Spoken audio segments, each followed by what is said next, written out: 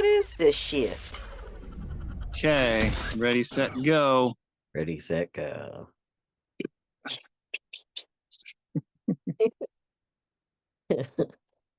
Welcome, Welcome to our podcast. Welcome, Shifties. shift heads, shifties.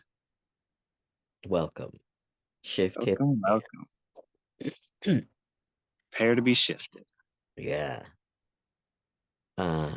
We wanted to talk about imagination, and it's going to be really interesting to talk about imagination. Ooh, 11:11. Wow. Reality's got such a grip on me. Um, so yeah, let's see how it goes. Let's wing it. Yep. How much is in our grasp for creation, and how much is in our how much is not really in our creative imagination? That's the interesting part. Yeah. But is any of it not in our imagination? That's the question we're gonna talk about right now. Yep. um I woke up actually thinking about the consciousness. And my thought was I don't think it's a mistake that it's con-science. We may pronounce it conscious,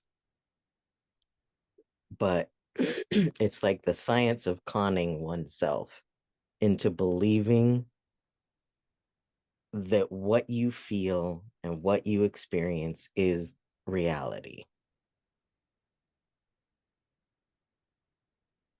And Yeah. and that's what I was playing with this morning. I am really, really conned by my symptoms this morning.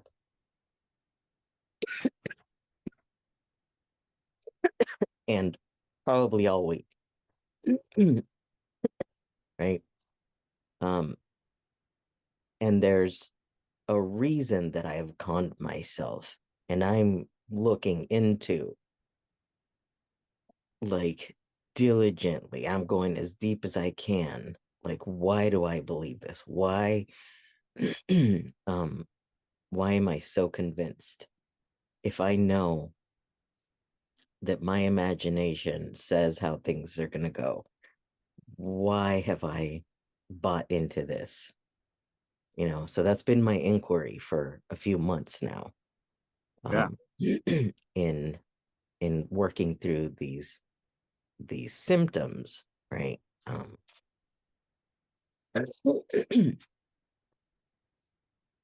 Ugh, that's it right now. Take it away. Well, conscious, I mean, you put it in that sense. It's an interesting word. You're saying conning, like you're being misled, but also there's the with science. So con being, or con, like Spanish with. Mm.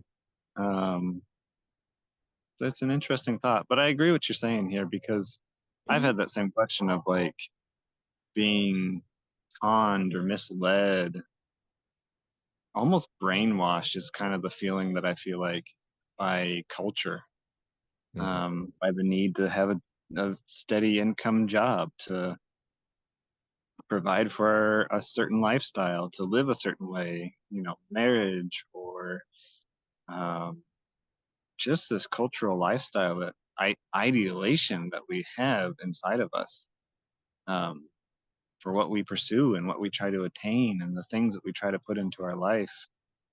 That's been a huge question and kind of struggle with myself in um,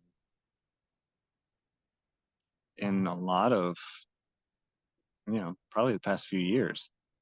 Um, but it reminds me that, like, something that I've kind of learned along with that. Um, Somebody's recently said it beautifully, that with our parental childhood traumas, if we if we're always living them, then we're not we're not getting any better. And if we rebel against them, then we're also still perpetuating the same traumas. Um, Same thing with all the misleading that happens throughout our life is if we rebel against it, we're still continuing, creating the opposite side of it. But if we keep believing it or keep pushing the same agenda, then it's still creating. So either way, you're still creating the same thing. And it's kind of learning just to be with the imagination, with the things that the world, the culture of our society has created. Mhm. Um, and it's almost like being with it, but also being your own free spirit. That's the real freedom. It's just knowing that you can choose and be and do whatever you want to within whatever you have. Mhm. I think that's the beauty of our imagination, you know, Mhm. really finding that space of just being with what we have and also being free to just create with what we Mhm. Being with the science too, even if it was with the science, that's I think still speaking to the same thing of the science is what we've been programmed in, those beliefs that you're talking about, the things that we have to, or we think we have to mold ourselves to and become and adjust to the limitations that we've imposed upon ourselves based on what others are telling us are acceptable in the society, even though it varies from society to society and culture to culture and reality to reality. Everybody's got a different type of mindset depending on the environment that you're in. And we mold to our environment. And I think speaking on the consciousness, what's conscious is what we do experience as real. But everything has to be imagined first in order for it to become real. So whatever our culture, our society has imagined for us, that's what we have to agree upon that is real, but we have to have a clear picture painted for us of that reality. You get yourself out of that reality and you no longer experience the world the same way that everybody else does. And that's the whole point that, for us is to learn to free our minds, right? Get out of the matrix. have. um, and that's the realm of this. Some of these realities are like really, really got a grip on us. And there's more work to do with that. That's all that means. There's something that you're hiding from yourself that you can't quite access with your normal tricks of the mind of conning. Like, I like the word con. I like to give different contexts to, like, I think I may have mentioned this before. I've called myself a liar because in before I manifest something into reality, I have to lie to myself about it. And no matter what reality I think I'm in, it's a lie. It's something that I've imagined, that I've convinced myself is totally real. So for me, that's an empowering context, is to know it's all a lie, and I can have a say in which lie I want to put myself into. So it takes away the power of the word lie. I get to reclaim it. I get to lie in my bed, right? It also means to be in this position. um to lie down. Um, yeah. So you've got the subconscious as well. That's where you feed your lies, your stories, whatever it is that you want to manifest into reality. That's where you if you paint a clear enough picture for it, you're going to manifest that thing. So we can con ourselves into any, and that's what I'm working on, is conning myself back into my health, my good health, um my strong body, my clear airway, um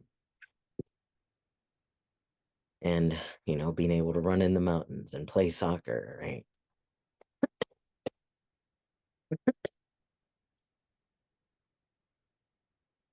I've been conned into coughing, so you can add.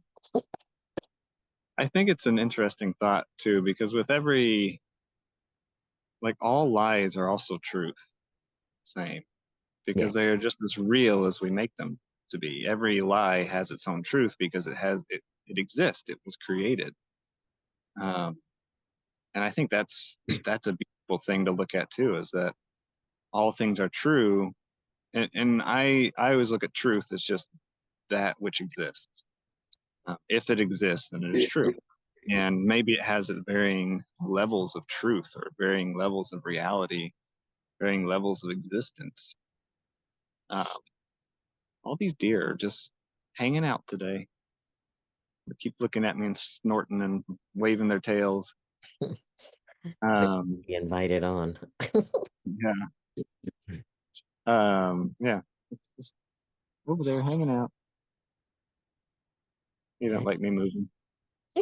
Um, but yeah, it's just every, and I think that's something to think too, is that we bring our own truth, we bring our own reality into life. And the more we believe in that story, in that narrative that we have inside of us, the more we bring it into existence and the more we can convince others to bring it into existence. And I think that's a huge part of what we see in life, is that the more evidence we have towards a narration, the more we convince, the more, really, the more convincing and the better we are with words in a lot of ways, the more we bring others into that narrative and bring them into that truth and in that reality. And then it becomes bigger, it keeps spreading. And the narration, the truth, the lie that we have within us gets bigger and bigger. Mhm. And I think that's kind of how I see science now too, is that science is just narrative. It's just something that we narrate about the evidence that we have. And you know, it seems to comply really well. And it's a really beautiful narrative, all the different sciences around the world and how things exist. Um, those are beautiful, but they all have their flaws. Mhm. They all are just theories about what, Mhm. you know, they are theories until proven wrong, is basically how science looks at it. Mhm. And um, I think I was reading, I've been reading a book um, on physics and the mathematics of our universe. And he basically was saying that the mathematics line up, that everything around us is just one mathematical equation, but the words are the baggage around the existence. Mhm. And coming to the conclusion of what actually exists and how things are is something we'll debate forever. And I think that's the beauty of things. And that's the beauty of our narrations, is they constantly change, they constantly move. They they show our ability to imagine, to create within us our world and reality around us. Mhm. We were talking about that the other day, right? Our communication. um, and I was saying that the more the better we know ourselves, the clearer our communication is going to be. And I think that's why I was thinking that you're the little angel on people's shoulder and I'm the little devil, right? We from the perspectives because you started with, yeah, it's also truth, right? And it's the same thing, that the truth and the lie, it's just perspective, right? I just choose the perspective of the dark and the deep and the twisted, and because I want to bring light to that, right? But it occurs as dark when you hear it, right? And then you bring in the light, and that's our little dynamic. But yeah, the more, like, that's my access to knowing myself, is to just know that I'm also all of this, and I'm spending time in the dark because I know that that's where my growth is going to be. I know that that's going to be my access to freeing myself of this condition. And so I'm embracing it. I'm learning to be playful with my speaking, and uh knowing that I don't know who I am, that I can that I'm a blank canvas that can be constantly created. And getting back to being blank is the goal, to be empty, to be meaningless, to be free from all of the stuff that I've held on and suppressed, uh, be through imagination, through the meaning that I've made. The imagination is the meaning that we make. We look at a tree and we say it means that life is happening, or it means that the leaves are going to grow out of it, that we're going to be able to breathe, or whatever it is, right? Somebody cuts it down and we make it mean other things, right? That, oh no, we're in danger, blah, blah, right? It's all, we look at something and we immediately make meaning out of it because we're so conditioned. We want to know. And I think it goes back to that, what we were talking about last week, what I was saying about the it's the focus that we want to have to learn self-love, but because we don't know where we're doing that, we're just making a bunch of meaning. We don't know that we're in the process of loving ourselves, and everything outside of us is us. This all these pillows that I've got to support me, to help me feel comfortable, they're me. I've created them. I've manifested them into my life so that they can support me, to help me feel more comfortable with what I'm going through, right? The medicine, the pills, whatever I eat, it's all here to comfort me. It's all extension of me. It's just different frequencies of that imagination, because I know that I'm going to be here for a little while, learning to love every single thing that I've made meaning of in my life, to get me to not only be in this condition, but hold on to it for as long as I have. 4 years, right? But it's been the most rewarding 4 years of my life because I'm so much more grounded in who I am and connected to my magic, and I can't imagine the things I'm going to be able to imagine into reality after this.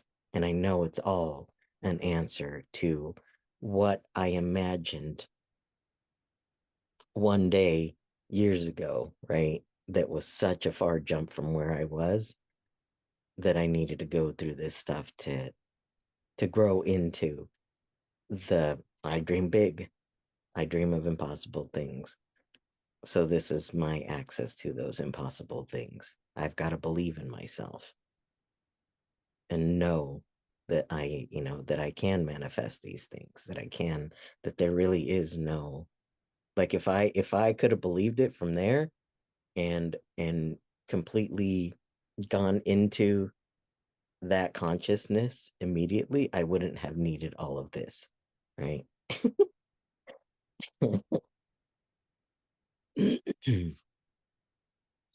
I want to go back to that idea that you're saying earlier about being empty as the goal. Um, I think that's a beautiful way to look at it, but I also want to look at like the duality behind it.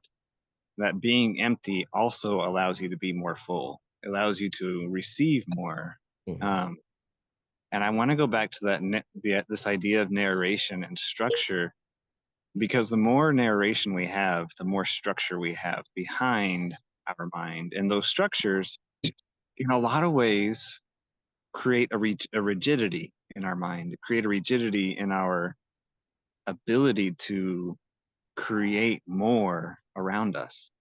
It's a rigidity that almost prevents the flow of ideas, the flow um, of new concepts. And I think that the structure behind it is beautiful. Like, we create these beautiful structures all around us. Nature creates these structures, trees and plants and rocks and all of these different things that, and organisms, deer, squirrels, plants, or whatever, all these animals, they're all structures that form from nature. But there's also a fluidity behind that. Evolution occurs, and there's the ability to move and the ability to exist in other ways. And I think these structures, these narrative structures that we form, are really important inside of our minds, inside of humanity, inside of our own evolution of existence, of being. Um, but the harder we hold on to those narrations, those structures inside of our mind, those concepts, the less fluid we are, the less we can bring into ourselves to see more around us, the less space we have to bring more of a fullness of the all, the oneness of life into us.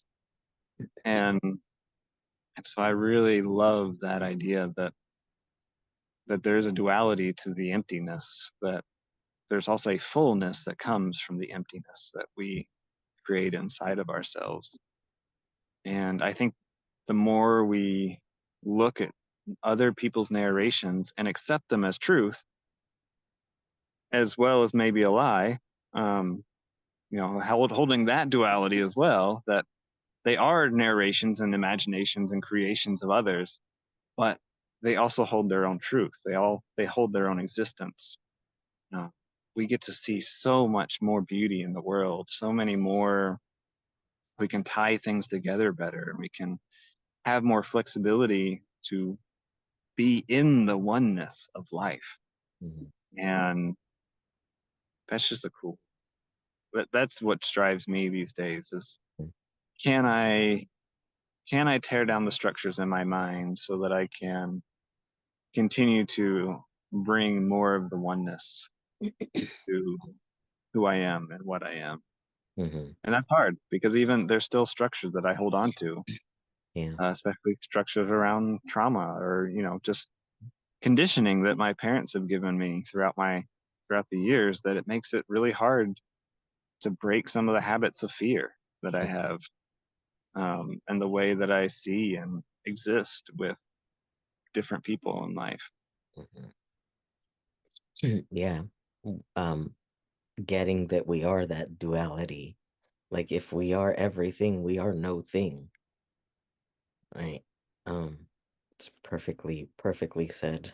Uh, and yeah, that was my point. But I don't always follow my thought process all the way through. So I love that. I love that it's not just me on here.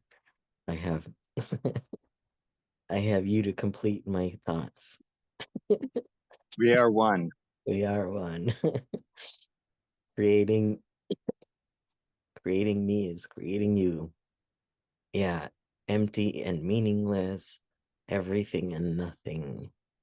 We are the full picture of the thing, and that's how we are perfect. No matter what anybody tells you, you are perfect. You are whole. There's nothing missing. It's our attachment to being one thing and pretending we're not also the other thing. is where we trip ourselves up.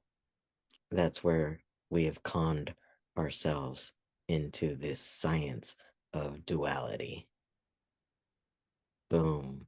I just brought it full circle. There you go. Switch my camera piece there. Now we got a different view. Changing perspective. Actually, I kind of like it this way. It fits better on the YouTube Shorts and the other things. Yeah. Random little bit there. Yeah, That's right. You got to cut one of us out if you're doing the shorts, huh? I do. They don't. It doesn't fit well. Let's just squeeze into the middle of the screen. Yeah, I think we have to remember that the duality, that if there's one thing that exists, the opposite also exists, and I think that's the beautiful thing of life. Mm-hmm. It creates that oneness. Yeah. That is the way. That's the Tao. The Tao That says is so. the way. This is the way. When you call something beautiful, you create ugliness. Yep. And I try not to call anything beautiful anymore. Because every time I look at something that I think is beautiful, I hear ugly. Like, dang it. My friend and I were talking about this, and this is a little different, but my friend and I were talking about this idea of love. And I was saying that um, I always felt like the proper response to love was thank you. Instead of I love you back, it's thank you. Thank you for loving me.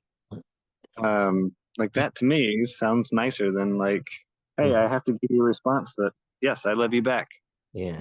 And she was like, nah, I think the proper response is to say, well, that sucks, and then run away laughing. Uh-huh.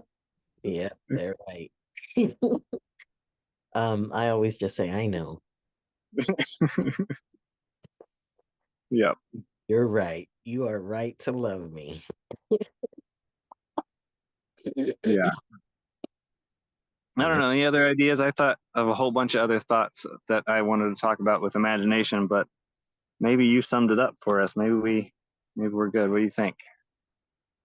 Yeah, I can't think of anything else. I was thinking the same thing. Like, I don't know what else we could say about this. I think we could say infinite things about that. And that's kind of where I wanted to go with imagination too, is this idea of infinite potential. Mm-hmm. But we could also say that for another podcast. So Exactly. What you said before we even started this, this part of it is we are only limited by our imagination, and that's what the one last thing I did want to add into this is like you learn any healing method, and that's what they'll tell you is that you're only limited by your imagination if it's a good method. So you want to use your imagination as much as you can. That's the best thing you can do to cultivate and develop your imagination is use it. Do things that will feed that. Read fairy tales, read mythologies, entertain everything as true and lie. And that's it. The end. the end. Bam. Be Yeah, the shift. the beginning. Laughing all over the room. Yes, go Thanks, Shifty. love you. Go shift the world for us. Yes. Shift on everyone. Okay. Oh, that's the shift.